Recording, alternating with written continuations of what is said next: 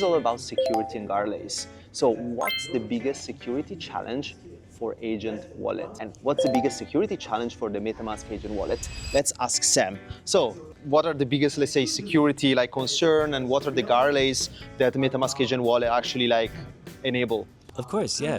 So I think one thing that's really interesting in security is that we want to get the user's approval for things, which is super important when you don't want the agent to do something that you wouldn't approve of. But I think on-chain actions can be incredibly complicated, right?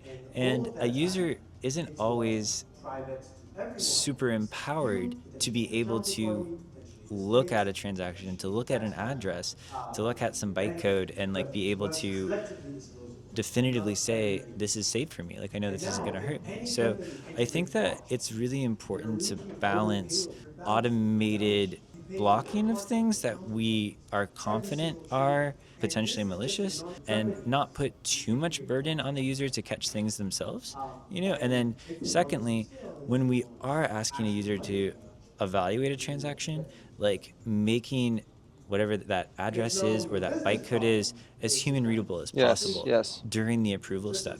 And so that's something that we've actually built into our system.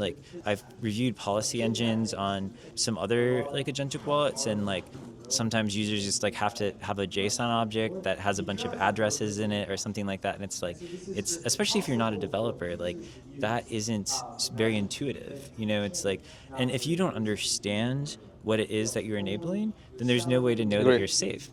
So it's I think that when agents are good at reading code, humans maybe not as much. So I think when an agent is talking to a human and asking for approval for something, it's incredibly important that we translate that securely into a way where the human really understands the consequences of what they're approving. I agree, yeah. I think the YOLO mode agent for traders are moved, almost finished, right? I think people require trust, and I think for you to trust your own agent, you are more than happy to enforce those constraints and guardrails. It's very cool. I mean, I've written down different things, prompt injection, permission escalation, audible action, and least privileged models, right? All things that are super excited.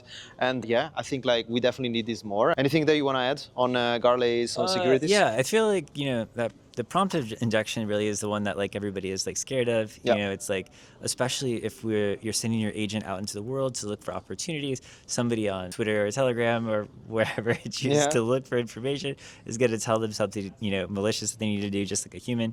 So fortunately, we have APIs that will protect you from those things, just like we do for human users as well. Nice, awesome. Thanks so much, Sam. I'm excited for the last part. We will speak about the future, and stay tuned, guys. Cheers. Sounds good. Awesome.